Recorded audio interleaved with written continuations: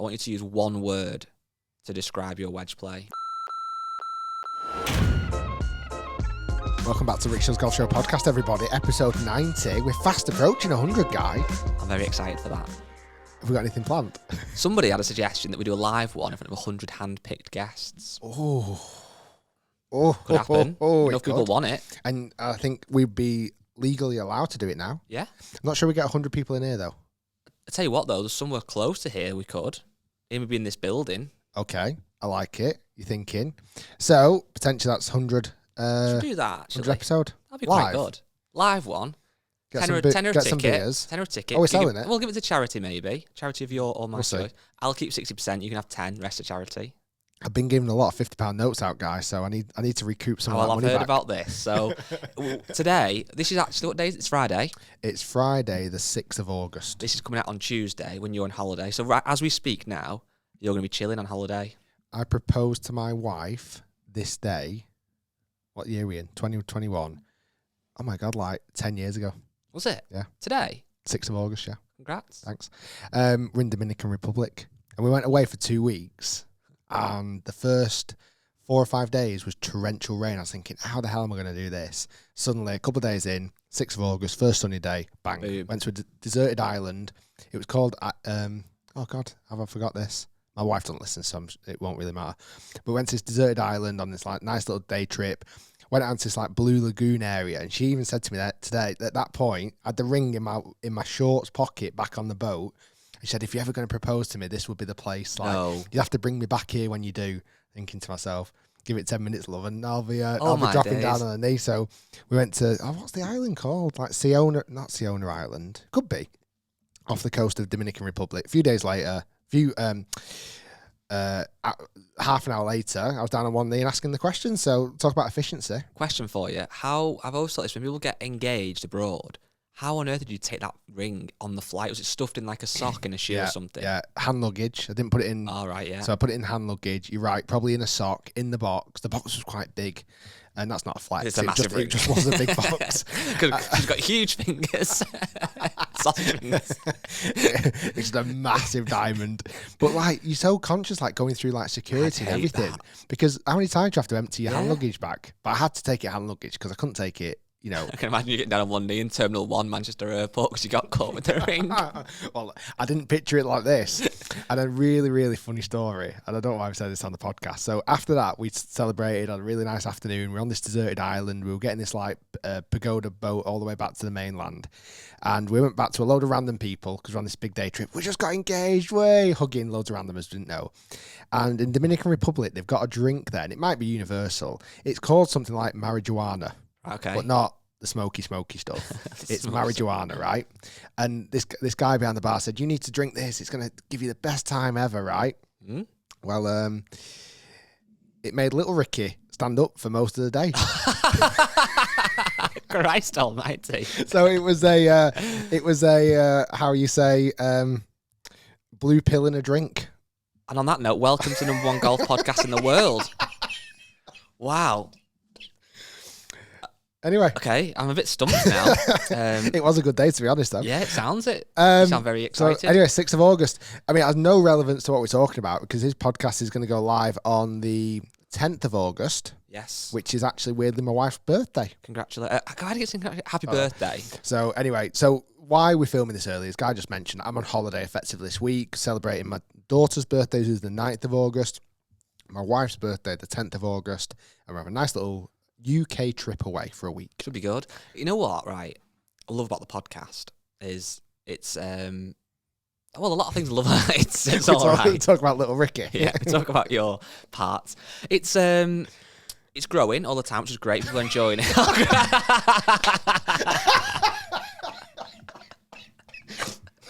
That's a seamless segue. All right, okay, let's stop. The podcast is doing well, and obviously now we film it, so people that might be listening at home, I'm sure know by now, it's on the second channel. But you know what I hate about filming the podcast? You have to do your hair. Well, a little bit, but even more than that, Don't know. clothes. So All today, right. I put a hoodie on, very similar to what you've got on, left the house, locked the door, got out, looked down, had curry on my top somehow, right? So I had a curry hoodie. So obviously I thought, if this was the back in the old days in your garage, I would just carry it on, I don't care. Yeah, you wouldn't have minded. So I went back in, found another hoodie, and then thought, did I wear this hoodie on the last podcast? I had to get my phone out, go on the videos, look, I did. So I couldn't wear that. So now I'm wearing my open top that I never have off. So I need more outfits, basically. Well, welcome to the struggle of making videos and content and having little clothes. I'm still wearing my Nike clothes. I'm still waiting for a sponsor. I know, yeah. But anyway. If anyone sends some hoodies, good hoodies, we can have hoodies. Exactly. Like hoodies. Exactly. So today's show is, I was actually panicking this morning.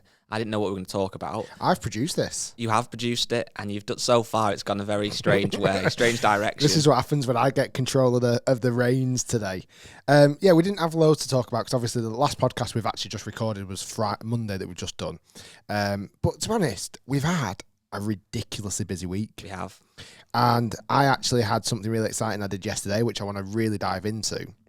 Because I think a lot of people listening would maybe relate to what happened yesterday. But let's talk about, first off, what people would have seen. I played golf full 18 holes for the first time for a very, very long time last week. Good. And that video went out on Friday, which was the Break 75 Golf Bidder Challenge, which hopefully you all absolutely loved. And part 2 went out on Monday, which again will be out there. So you will know the result if you listen to this podcast, if you've watched both episodes. I did a lot better than I thought I was going to do. You did well. You played pretty solid. Let's go for your club choices quickly, because obviously people would have seen them. But driver, you had the burner from 07. Honestly, I'm not going to give that back. Really? I'm not going to give it back. Do you know how much it actually costs? That's one thing I don't think we mentioned about each individual club. Let me have a quick look. You, I think we should put it on. I think we should put it on the video. Well, it might be out there. Honestly, I remember back in the day when that driver first came out, and it was in the era where drivers had reached their kind of maximum size, and there was a lot of drivers at that era that started experimenting with, adjustable weights. I mean, the R7 was probably around that time, wouldn't it? The R7 would have been, I think, 04. So before the burner. But if you remember, unless I'm incorrect, the burner was actually almost a sub-brand on it. So this would have been R9 era, I believe. Right, so this wouldn't have been the main No, because if you think about it, at the time, they used to have like an R, whatever that was, and then Yeah. the burner would kind of sit You're right. cheap. It wasn't You're adjustable, was it? It was a glued head. I remember it having tremendous success. I really do.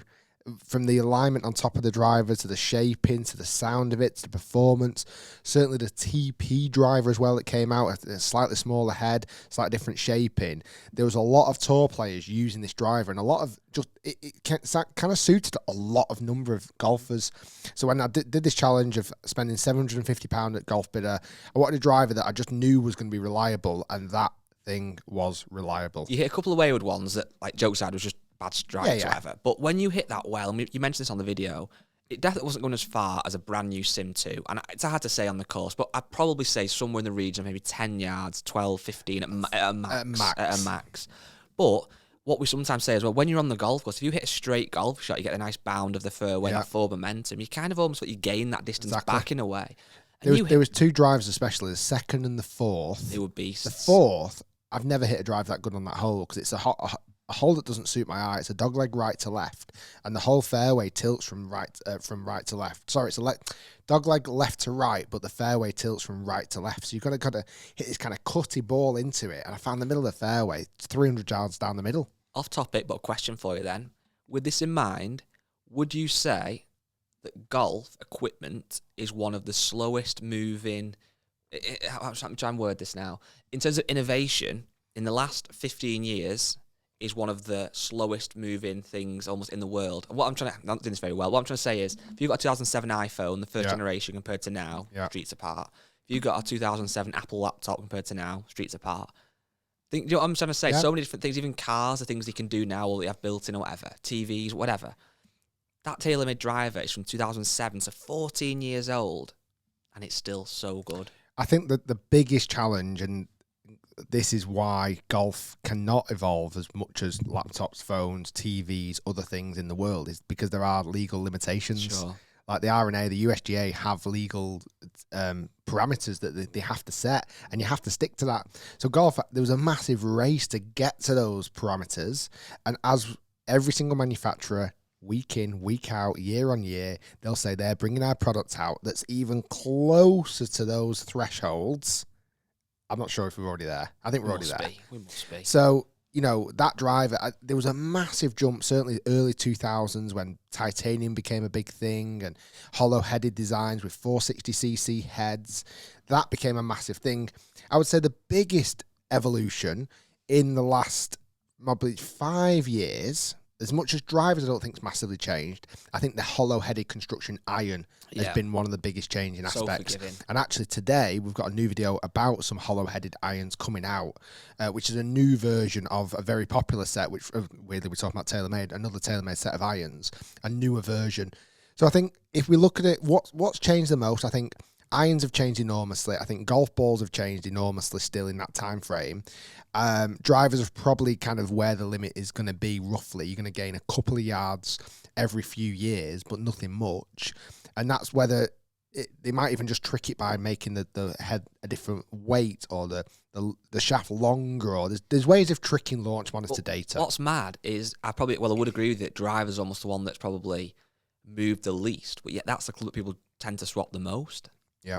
It's one that people want to swap the most. Every 3-4 years, you want to get a new driver. But actually, then that just proves, doesn't it, that you use a driver for... Well, you can see what you shot. You shot, what was in the end? One over. One over par with a driver that was... and also as well, just to... Before anyone... These clubs aren't bad golf clubs. It's not you're going out and play with a horrendous set. Exactly. They're very good quality clubs. Just a lot of them are older. And it just proves that you can go out and play with good clubs if they're old. If you have old clubs and you can't afford to get new ones or you don't want to, whatever, that's fine. Like, this just shows you can play golf, decent golf, good golf with old stuff. And they weren't fitted to me. No. They were just overrated. Close to my spec, but not on my spec. Really fun challenge. I'm glad to get another 75 in. I'm glad to play golf again. I really enjoyed it. And there was definitely aspects of my game that I felt had improved. What a lovely segue into what I was going to come on to next, your wedge play. In the last 18 months, I want you to use one word to describe your wedge play. I think it would be bleeped out on the podcast. I think do it, and then Matt can bleep it out. I think it would be taken off air if I said what I think. It's been. Yeah, that's a bleep. I could have said worse. It's been. Sorry, this is ridiculous now. So my short game has been less than great. It's been, yeah. And you know what? It's my own fault. I don't practice. But it's confidence as well. You don't practice irons that much. I know. Yeah, that's true. That is true.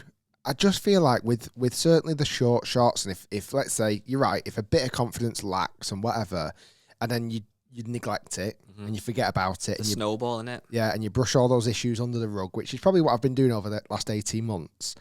It's not great.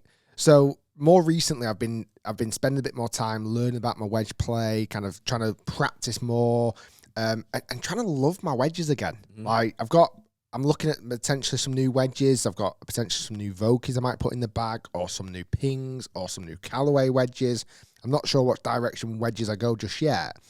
But technique I've been working on, little ways of practicing I've been working on. And you know what?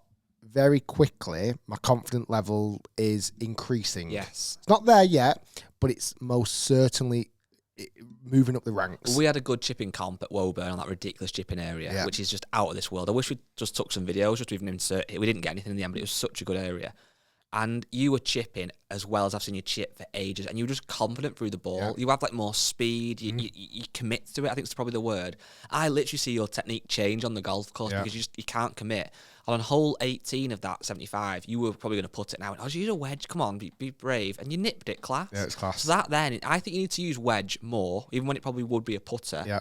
Hit a few good ones, get that confidence back. I think you'll get it back. And I like I say, a little bit of technique, a little bit of understanding, maybe some new wedges that are suited to me slightly better with different grinds or bounces, a slightly different wedge setup. I mean, even that Cleveland wedge I used in the video, I loved it. Like, really nice. And even I pitched on the second hole like that 50, 60 yarder. That's not my favourite shot, and hit it lovely. And even the ones I hit not great were still pretty good. Like my wedge shot on 17, when I chipped it out of the trees, was class. I really like that one. Just missed the putt. But I think if my wedge play can improve, I honestly think the rest of my game improves really quickly. It sounds obvious. It's all connected, in it. Yeah. So if you hit a bomb drive, if you know that your wedge play is good, right? It means you can bomb a driver and risk putting it in the rough. And if you then hit your one out of the rough to the side of the green, you get up and down still. So, like, whereas at the minute you've lost that confidence around the side of the green, you've got to almost think more about every shot before that, haven't you? Because you can't almost trust your wedge play.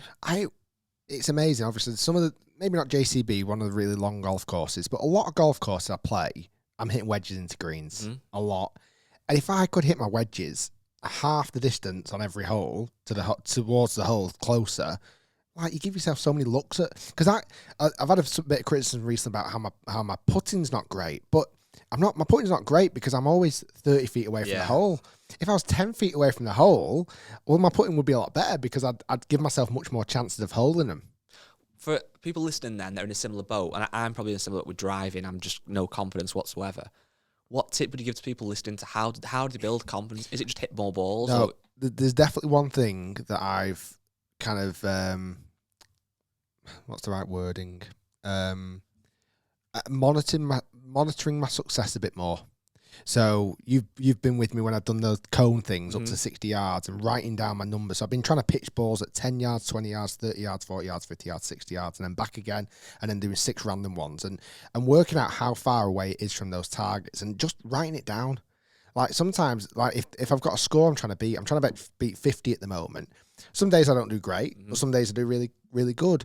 And it's just learning, like, hitting those shots and writing something down. Like, I actually saw today on Twitter, and I'm actually going to see if the lad will send me one. It's like a logbook. It's like a logbook of when you practice. And you know what? When I look back at the times where I've played the best golf, I've probably monitored my progress much more. Like when I was a junior, I used to do so many stats. Did you? Oh, yeah, loved it. Loved it. When I went to college, bar the drinking, late nights and women. The thing that we used to do a lot of was the logging how many, what practice you were doing, what were your results from your practice, how could you improve from it. I didn't think you'd do that. Yeah, I quite like that. All right, fair dues. Because I'm quite analytical in weird ways. Like, I like looking at our YouTube stats and stuff like that. So that makes sense. I think it's more, I get addicted to the process. Yeah. So I think with people practicing, aimlessly going to the driving range and just hitting balls, that's another thing. For me personally, I've not been to a driving range for ages in the summer. No. Because when was the last time we went Trafford? Oh, God, I don't know. Because we're out on the golf course. Like, that, I think that's something that more golfers should do more, is get out on the course, enjoy it more, practice when they can out on the golf course instead of potentially going to the driving range all the time. Yeah, I've always been a big advocate of playing, kind of practicing on the golf course and dropping. I know a lot of courses you're not supposed to drop extra balls down, but drop a few down because it's more real, isn't it? I've got a dear Rick for you. So before we come on to your trip yesterday, which is quite a good story, I'm interested to know more. You've told me some nuggets, but I'm using your words now. Not that many nuggets. This dear Rick is from Chris. He said we can use his first name, maybe not his surname. So, first of all, love the show. Keep up the great work. What a way to get your email read. It's that simple. The person that sent one in the other day and called me Ferret Face as a title was good, got me attention. So if you want to slag me off is fine, because it will get me attention. So a good title would be for an email. Please sack Guy, and I'll definitely read the email. You get a lot of them now. Yeah. Is that what you're trying to do to yourself? I really like it in a way. I don't know. So I'm saying I like it now until it comes to where I get slagged off and then cry to you on the phone. But anyway, I have something for Dear Rick, a section of the podcast. I'm relatively new to golf. I've dabbled in the past, but only joined a golf club and started taking it seriously in March. One thing that stopped me joining the club for so long was that I can't play on weekends because of my kids. So this is really in your world, this at the minute, Rick. COVID actually helped with that, as I now play after work midweek because I'm working from home, so there's less commuting. I bet so many people are in this boat. Yeah. One issue is finding people to play with can be difficult. When I joined my golf club, I found someone in a similar place as me, and I played with him. When I started, I was pretty rubbish most of the time, but could put together a decent round once in a while. I got an initial handicap of 26, and with an odd okay round, I kept it at that level. Since then, I've had lessons and started to improve, and recently it's all coming together, which is obviously great. The issue is that the friend can't play as much now, and I can't find another member to easily play with when I can. So therefore, I can't submit my scores to the new handicap system. Yep. So obviously now in the UK, we didn't have this before, we can go out and play a friendly round with another member and put your score in for handicap purposes. Because he's not doing that, his handicap's still 26, but realistically it should be lower. I've had a few 42-point rounds of 26, And recently this week I got to 45 points Stableford, so Wow. 900 handicap. None of which I could submit because I was playing on my own. So my question is, what happens now if I want to start to enter the odd competition? What's the etiquette here? Realistically, my handicap now represents me on a bad day rather than a decent day. So should I mention something to the comp organisers? Part of me thinks it's unfair and others not to, but another part of me thinks if I submit my rounds, basically, yeah, he's stuck in. You get where I'm going with this one. The problem is, this problem isn't going to go away, and I can see the situation where most of the rounds count towards my handicaps are going to be comps, and my handicap should come down, but he's worried he's going to have a monster round and win. So basically, he wants your advice. What do other members would think happen if I won what would other members think if I won a comp with 45 points? Would people complain? It's a fairly modern club, but there are still some stuffy people there. What a dilemma to be in, eh? I know, too good. My heart bleeds for him. No, seriously though, it's a kind of quite unique position to be in. And I think there's one thing to take off straight away is that if you go out and shoot 45, yes, you'll probably be the talk of the town that week. Everyone will forget about you next week. Yep. In like the nicest way. You'll be getting called a bandit. You'll get a bit of stick. You can't really stop that. That's just what happens at golf clubs. It's not always great, but that's what happens. But by next week goes, your handicap gets caught and everything's balanced back in the world again. You can go to the handicap secretary and mention it. Yep. I think they would do something about it because I think you still dock people in general play, can't you? Yeah. So, well, I think you'd have to. We'll actually know more next week, won't we? Well, yeah, we should do. We've got an exciting podcast coming next week, which will dive into the world handicap system much more. But I think if you went to your handicap secretary or your pro or the secretary of the club and said, listen, I'm going to hold my hands up. I'm playing off 15, but I'm actually playing better than that at the moment. I want to play in a comp. I think realistically I should be at 12. I think they would happily cut you to 12 if they have the power to do so. Yeah. So either do that, go out and play and shoot the lights out, walk around with your head held high, and it's not your fault. You're going to get a bit of stick, but you'll be getting forgotten about next week. You get your name on a nice board or a nice trophy. Again, it's maybe not the perfect thing to do. I think in Chris's situation, he should go to the golf club and hold his hands up and go, listen, guys, I think I'm playing better than what I am. Can you do something about it? Because I don't want to get called a bandit. I want to make friends here. And me going out and shooting 45 points is probably not going to be the best thing in the world. Can I give a different opinion? Go for it. Just to keep it balanced. I'm sure from what he sounds like a nice guy. He's written the email really well. And from having lessons and practicing more, I'm sure he's improving. That's exactly what we want to see. People obviously having lessons, practicing and getting better at golf. The only thing I would say is to counter this. I'd be interested to know two things. Well, firstly, is he playing off the same tees when he's going out playing these rounds in the comps? Good question. And also, I don't want to, in any remote way, I was going to say almost the word scare him. I'm not sure I won't scare him. But playing on your own, 18 holes, is quite different to playing a comp. Yeah. Certainly with people that you don't know. I always play best on my own. Of course you do. Because if he, again, I'm sure he's got ability, clearly has to shoot 900 handicap, but if he tees up in a comp off the white tees, it's, there's a lot of people about, to bet people, like at my old club, right on the first tee, there's like a bit of a conservatory, there's people crowd around, so on a Saturday comp, everyone's watching, not really bothered, but they're still watching, There's that bit of nerves, and obviously typically in comp days, the pins might be a little bit tighter, etc. So he actually might find, hope he doesn't, but he might find that actually when he plays in a comp, he might not shoot quite as well. Yeah, that's a good point. So if you go and get your handicap chopped now, you might get into a comp and think, actually, do need the 26 or need the 24. Yeah. So it's worth just maybe playing a comp, and if you win it, amazing. But just, Yeah, he's going into it, driving to the golf course with rocky music playing in through his car stereo. But there's no guarantees in life, is there? No, it's definitely different in a comp, and certainly you shouldn't do. And this is I'd definitely try and give advice not to. But sometimes playing people you don't know, you do feel more nervous. If he gets pitched up in a comp with a guy scratch, a guy off 5, and a guy off 10, he might start getting a bit nervous. Exactly. His score might not be that good. So it's just. What did you say? There's 3 guarantees in life. Yeah. Death, taxes, and Rick putting off the green. Yes. That's, But maybe not anymore. Who knows? I'd like to see you not doing as much, but you'll get there. I'd also like to not pay taxes, but hey. So yesterday, yes, we tell chat us. about it. Yes. So it was a really fun day yesterday. So this was Thursday, the 5th of August. It was the JCB ladies. Well, it's like the rate. Oh, bloody hell. Get my words out, Rick. It was the Rose Ladies Series, which is hosted by Kate Rose, who is Justin Rose's wife. And it started last year when COVID all kicked in. And quite simply, there was no ladies golf happening. No ladies European tour or whatever. Nothing. And Justin's manager, Kate, and Justin kind of came together and said, well, let's set something up in the UK where we can at least offer a one-day tournament. I think it's 6 or 8 rounds at really, really nice golf courses. And is it decent money? It's obviously it's professional golfers. Professional golfers. First place yesterday won 10 grand. Oh, wow. That's good then. So it's much better than local golf events that that maybe the PGA golf women would play in. Yeah. It's not quite obviously LET, but it's on par with maybe Access Tour, potentially. So last year was super successful. They played, like, you had some big names playing it last year, like Georgia Hall and Charlie Hull and Carly Booth and a lot of big names. And they've dropped back into playing some of these when they can. But obviously, this week's a really weird week because there's Women's Olympics. Yeah. There's the Aramco Ladies Series at Sotogrande in Spain, which a lot of the ladies are playing at. And then unfortunately, I think this week's just bad timing. The Rose Ladies Series probably playing third fiddle. But there's still a massive field in it. Yeah. I think there's like 80 women. And this week, they've played at Hillside on Monday. Amazing golf course. Yes. They break 75 there.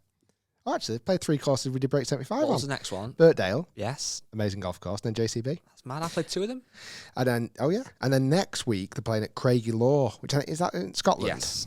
So that might be this weekend. So anyway, this JCB one, when we played with Mark, or when I played with Mark at JCB in the last break 75 that we did, he mentioned it and he said it'd be great to give it a bit of a shout out because we're actually having spectators. We're going to try and get 1,500 spectators there. It's £10 for adults and free for kids. Nice. And I said to Mark, well, you know what? Summer holidays, I'll come down with the kids. I'll come down with the family. And he very nicely looked after us, gave us nice VIP passes, which was lovely. Claire thought she was the be-all and the bee's knees. Was she a bit of a wag vibe? She was very wagging it, Was she? Yeah, she loved it. In what sense? Nice big flowy dress, did all the makeup, Sunglasses. did her hair, sunglasses. She was like, if people spot you, I want to look nice on the side. She looked nice on the picture. She looked very nice, she did. But more importantly, I took my kids. Yes. For the first ever golf event. Tell everyone the ages of your kids then so they can... So soon to be, as I mentioned, a lot of the birthdays are coming up soon. 2 are August, 1 September. Soon to be 7, 5 and 3. So when you told me you were going to this, I thought, firstly, this is a lovely trip for the family. I also thought you're going to come back and there's no middle ground. You're going to come back and say they absolutely loved it, or knowing what you normally tell me about your kids, you're going to come back and say it was an absolute disaster and you wish you'd not gone. Well, there's one of my kids that definitely tests me, but as many people know, it's the middle child for if people. Like got the way 3 she was kids. sat in the back of the buggy, by the way, you just chucked her in. Oh, this was so funny. I'll tell you this in a minute.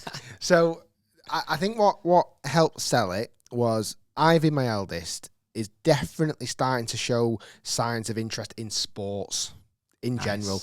Certainly with the Olympics being on. Yeah. Like, she's loving we've been watching everything still. This last week, we've literally been watching. And it's amazing. Normally, when I flick on the TV, the kids will go, stick a silly cartoon on, or can we watch YouTube Kids, or whatever it may be. Can we watch Peter Finch on YouTube? You beat me to it. I was literally going to say that then. And I'll go, no, kids, no, you're not. No, but obviously they'll watch what they enjoy watching, right? Yeah. The last 2 weeks has been amazing because every time I flick the TV on, it's gone straight onto BBC One or the iPlayer or whatever. They've not even asked for cartoons or anything. Straight away. Like, they don't care what it is. And I don't know, because I'm watching it with them and I'm commentating on it with them rather than when they've got cartoons on. There's one really funny cartoon called Bluey. It's really funny. It's from Australia. If parents have... Sound like the pill you had before you went about. Yeah, it does sound a bit dodgy, doesn't it? But it's really, really, really funny cartoon. But apart from that, I don't watch any of the cartoons they watch, obviously. And but I feel like I'm really engaged with them.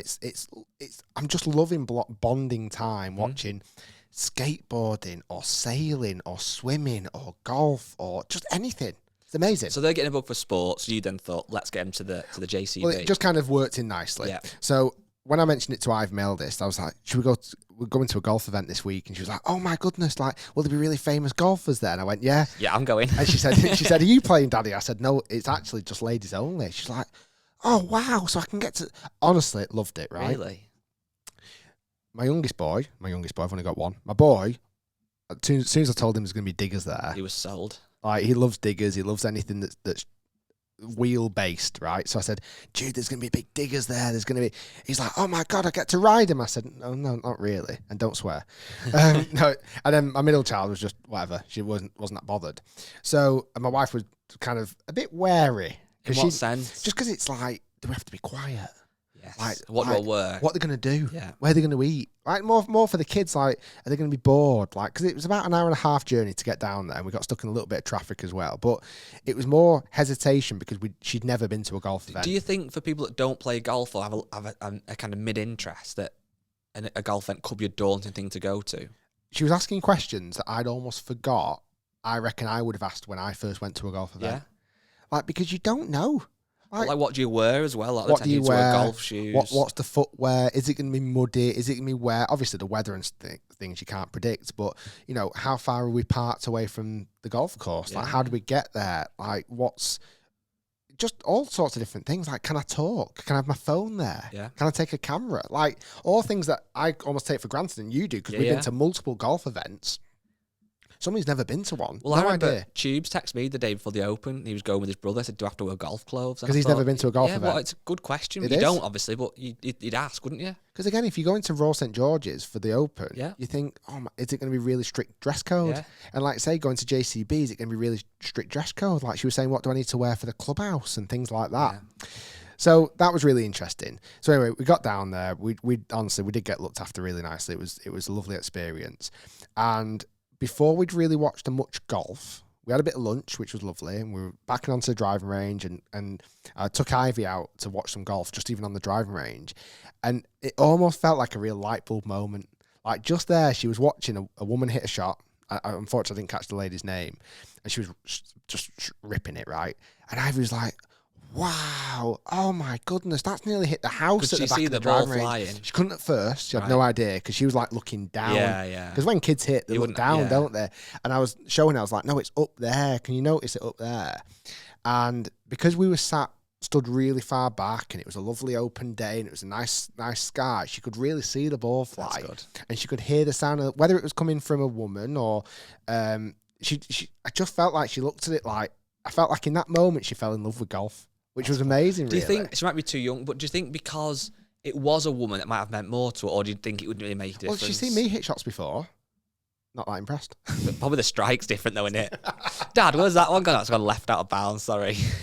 But yeah, I think it's because I could stand there with her, showing her the golf shot. It's like you're together, a bit like watching Olympics, you're together, absorbing it almost. Where me hitting a golf shot and her watching, I can't show her where the ball's gone. Yeah, I'm with you. Do you get what I mean? It's not as easy.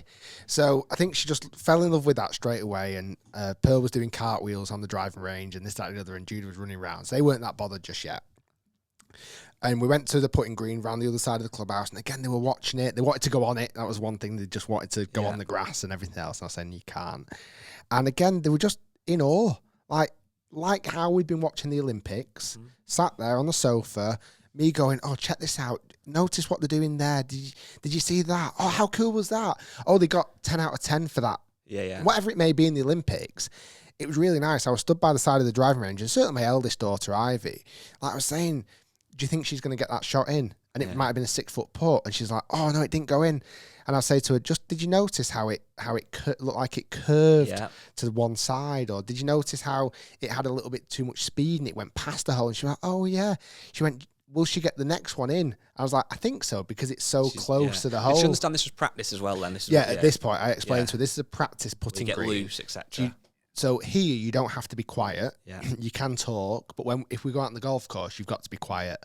So because they're playing for money and they're playing, it's a lot of pressure. Yeah.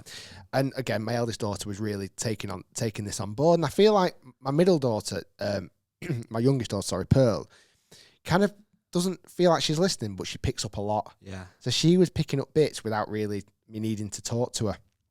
Jude was just obsessed about diggers and stuff.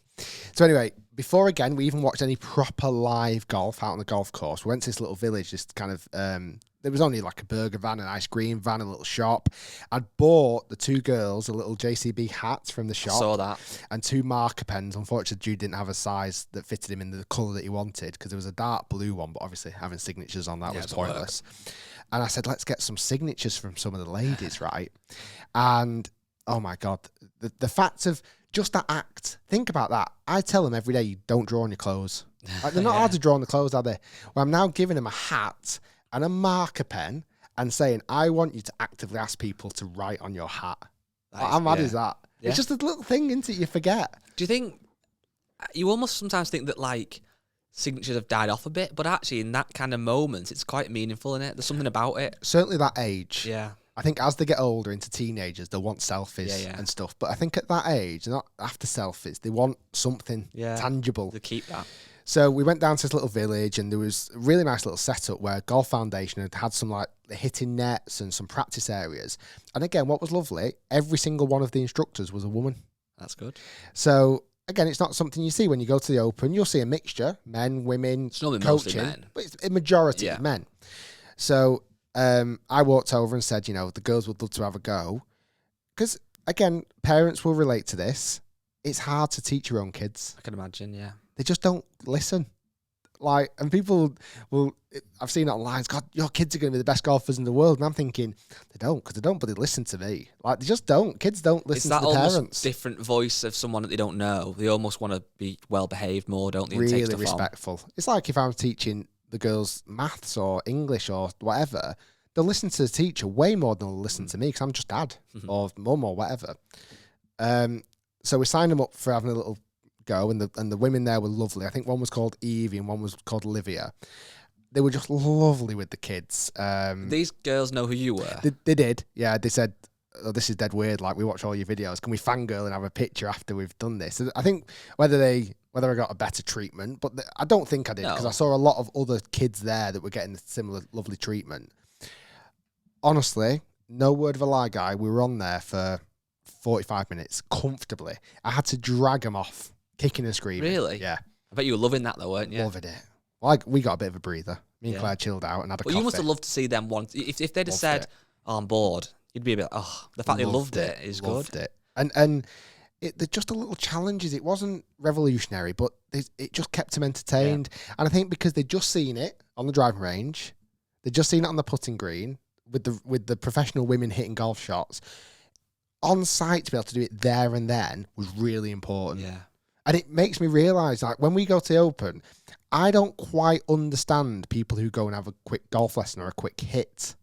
You know, in like at the Open? Yeah. But what? Why don't you understand it? Just because, I don't know. You wouldn't do it yourself? It doesn't make me want to hit golf shots. Oh, yeah. It does afterwards. Yeah. But not on site. And that might, go on. It's possibly because some people have never had access to a lesson. So if it's a free 10 minutes and they might change something. Well, that's it. Game changer. But that's what made me realise how important those stations are. Yeah. Like for kids, like the Golf Foundation do a great job where they set up this amazing kind of space where kids can go and hit it. And if they've just been on the driving range watching Bryson or Brooks or Jordan Spieth or whoever, Matsuyama, that was a random mix of names, wasn't it? They can now just go and straight into somewhere and hit golf shots. They're golfers now. And I just loved it. So anyway, they absolutely loved the little practice. They got a little sweets and everything else. So I thought, you know what? We might not see many lady golfers because by the 18th hole, you're probably not going to get many signatures. So I asked all the women pros who was teaching the kids to sign the hats. Oh, that's quite good. Because I thought, well, I just thought, let's just stick to one rule. As long as it's a woman player, golfer, sign the hat. Yeah. Why not? Doesn't matter. The kids aren't going to massively know. Oh my God, the kids loved it. Really? They loved it. They were walking around with that, like not wearing the hat anymore, looking at the names. Look at that! Like, look how she's written that. And what was her name? I don't know. I was like, I don't know what does that say. But it was honestly really, really lovely. They had an ice cream and they just had the best time. Bearing in mind, we hadn't seen any tournament golf yet. Yeah. We hadn't seen anything. Do you think you could almost gone at this point and then have loved it enough? Like that would have been 100%. Yeah. I don't think we needed to see tournament golf. Were the spectators mostly women within a women's event, or? This was another thing I definitely saw more of. Like when we went to Royal St George's at the Open, yeah, I got spotted a few times and had pictures, but I'd say 90 plus of those were male. 90%. Oh yeah. Of male. Probably 99%. I think there's one girl got a picture.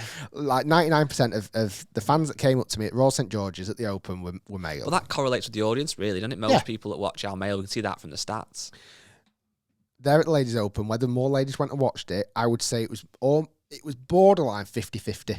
Really? The fans that were male and female wanting pictures, and kids, male and female kids, like little boys, little girls, like amazing. What did your kids say when people were asking you for a picture? Oh, they found it really strange. Did they say, what did they And actually my wife say? found it really strange because she's seen it a few times. If, let's say, like I've been spotted a few times at like a garden centre or out shopping or on holiday, and it's kind of, or even we went to Nando's that night, even when we got home, and we got spotted twice in Nando's, which was dead weird. But like she's seen that side of it, but this was like a completely different level. Like it was almost every few minutes, which I love. And the people I did meet was amazing. Thank you so much. And I'm glad that only 10 people asked me for a £50 note. Which obviously delivered. Obviously, I delivered. So it wasn't that bad. Yeah. Why do people not? People that get a picture ask. Free money. So yeah, she found it a bit strange. But the kids were like, the kids almost wanted to get on the picture, which was a bit weird. Like, because certainly, if like I had Pearl on my shoulders, and people were dead respectful, and they said, "Oh, I'm really sorry, Rick. I know you're with your family. Can I get a picture?" And I'd say, not a problem. So I'd have to obviously take Pearl off my shoulder because I don't really need her in the picture. Move her out the way, shove her out the way. And but then she'd wanted to be like stood in front of me, wanting to get on the picture, which she didn't quite understand. And then when we were walking off, she's like, "What was his name, Daddy?" And I was like, "Oh, I'm not actually sure." I try and ask people's names sometimes, but not all the time. I'm like, John subscriber. She went, "Is he your friend?" And I went, "Well, yeah. If he's in the clubhouse, he's my friend." A lot of people did say they're in the clubhouse. Actually, a lot of people asked for you. Well, I keep them waiting.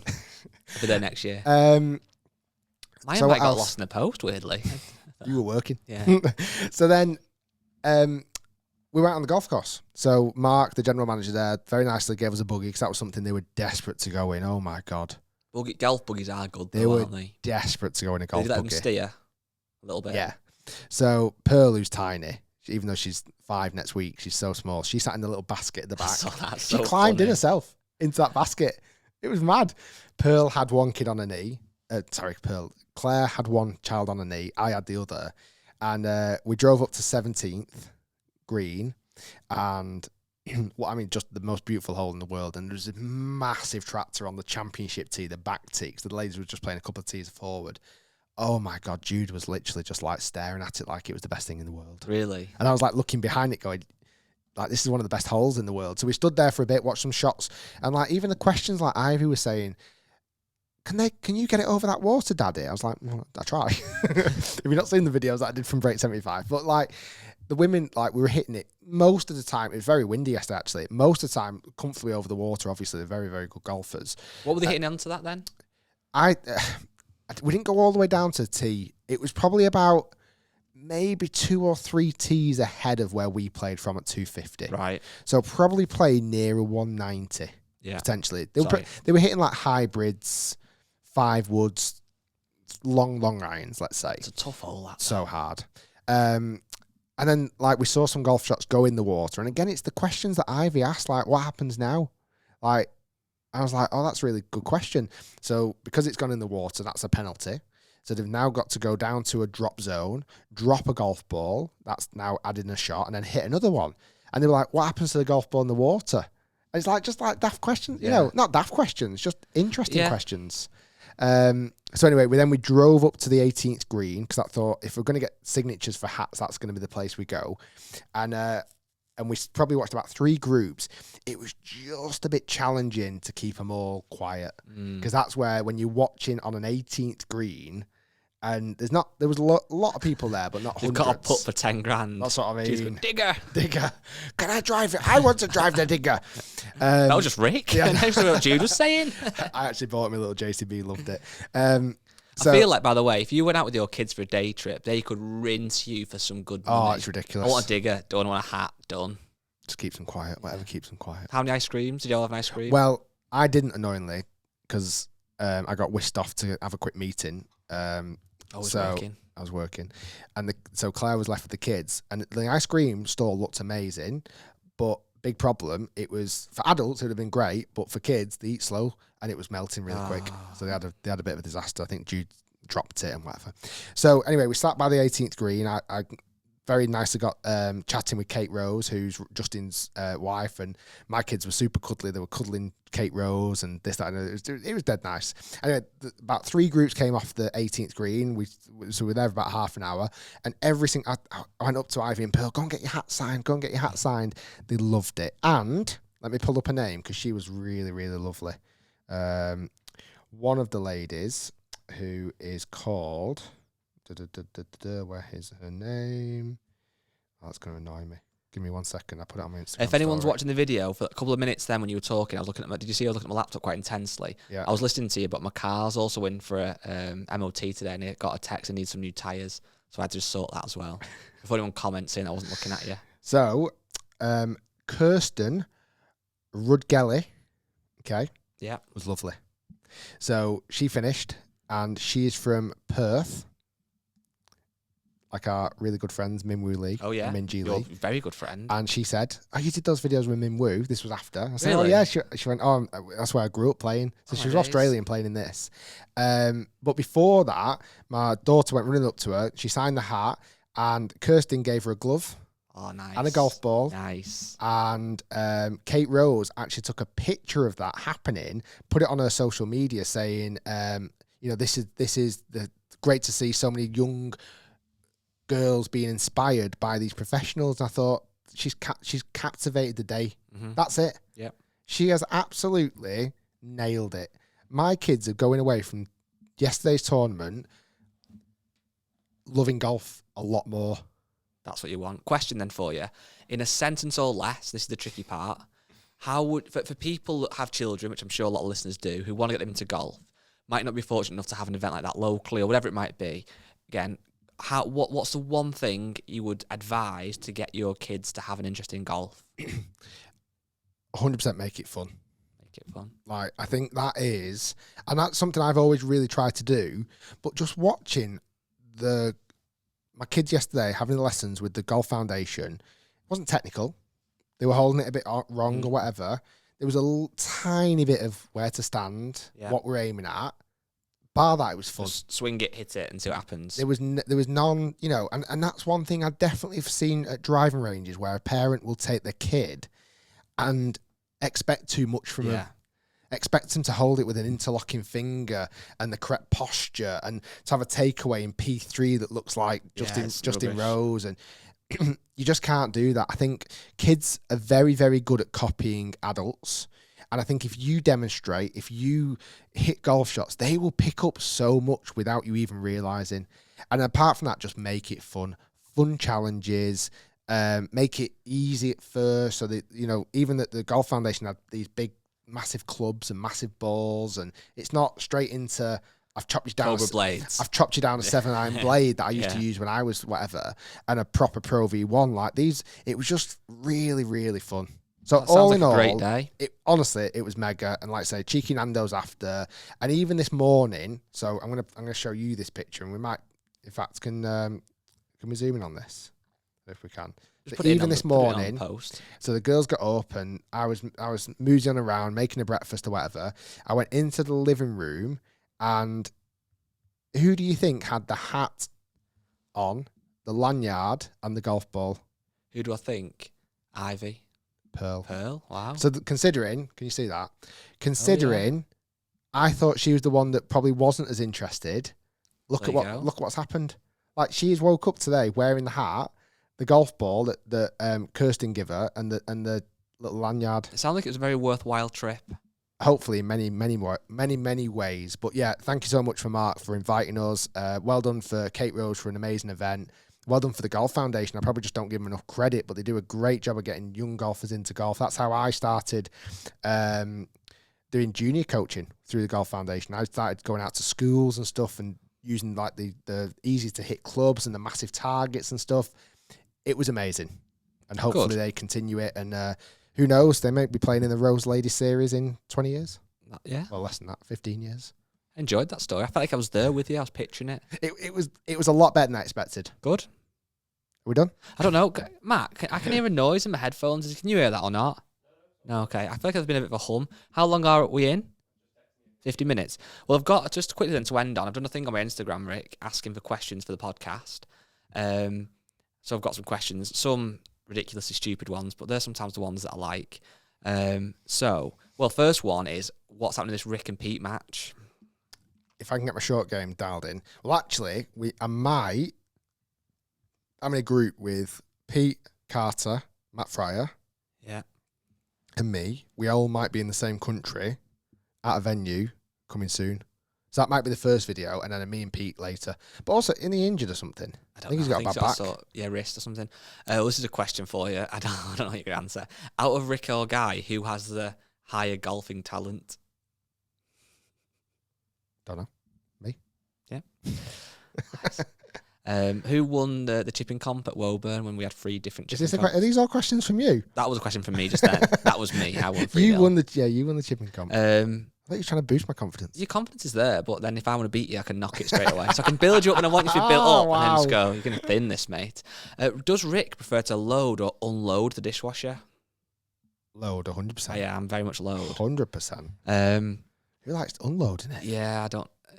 I've seen this as well. Somebody said, "Why is your podcast jingle in a clothing advert?" Someone else said that to me. Well, the reason will be because you pay a small fee and you get access to loads of tunes, don't you? So somebody's so it's basically it's like a royalty-free soundtrack. Any future Tour Pro collaborations lined up?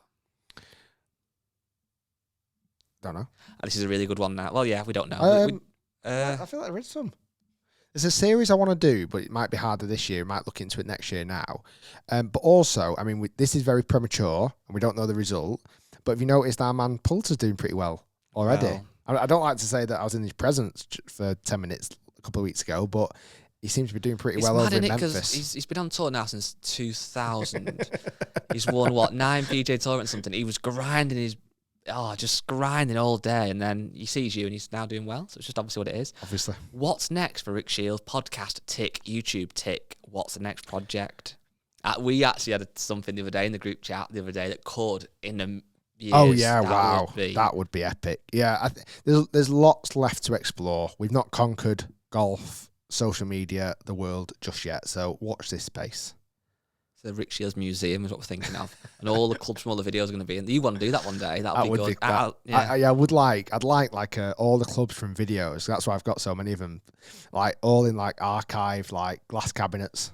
It would be really good at a location with some of the bits going on. Yeah, which wink, I think we should do that in the future. You should do that. I think what we should do is invest in it and take all the risk, and then I'll just be there. And if it goes well, I'm part of it. You'll be the welcome party. Yeah.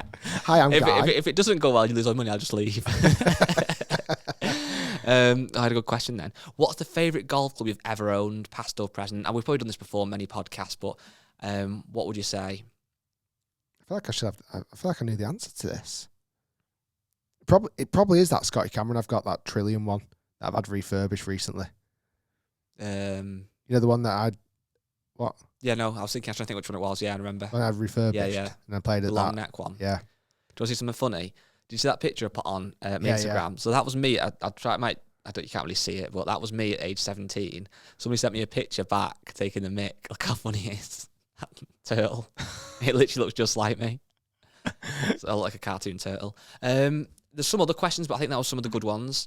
We're not doing another podcast now. Well, it'll be normal for the audience next Tuesday after this, but actually for us, it will be like 10 days to do one next. We'll have loads to catch up on. And hopefully, fingers crossed, we'll have a really, really, really legend status guest lined up in a couple of weeks. Do I know who this is? Yeah, we had a phone call about it the other day. I've literally, at this moment in time, completely blank. Really? Honestly, I'm not even taking. We had a phone call on Wednesday, and I wished everyone a happy weekend. You did. That was a bit weird. Even though it was Wednesday. Thanks everyone. Happy weekend. Have a great weekend, everyone. Oh, Rick's on the ale again already. And I put the phone down and went, it's pretty Wednesday. Yeah. Why am I telling everyone? Well, Rick works Monday, Tuesday, Wednesday. So for you, it is a weekend. I've had to be dragged in just to do this Podcast today. Monday, film Tuesday, darts on a Wednesday in the office, off the rest of the week. That's it. Done. But why not? Feet up. Right, everyone, thanks for listening. Episode number 90. I feel like we're getting better. I do. I think 100. I think genuinely, if people are interested in that 100. When would the date of that be? Well, just very quick maths. So bear with me. So we're on that'd be 90, 91, 92, 93, 94, 95, 96. End of October, roughly. Yeah, 19th or 26th. That would be sick if we did it in the location I'm thinking of. Would you come? If you're part of the clubhouse, let us know, and we 100 live guests. Did we say tenner each or 50 each? tenner each. All right. But then it's a win-win because you pay £10 to get into the door. As soon as you see Rick get your picture, same in the clubhouse, you get 50 back. Wow. So you only really pay, you gain 40 quid. Whoa. Okay. I think what we do if we do that though, we might put it on Facebook. Well, we'll announce it on here, maybe put it on Facebook. But I think we could legitimately do that. We could. That would be not even that much work. So if you're interested, email us podcast@rickshiels.com. Just say yes. That would be good. And before anyone asks and jokes, no, we're not going to pay for international flights. So you have to get it yourself. Yes. Right, guys. Thanks, Guy. Thanks, Rick. Thanks for listening about all things related to life. You, your kids and stuff. Yeah, it's good. I enjoyed it. Erections. Right. See you all soon, everyone. The bleep there, sorry, man.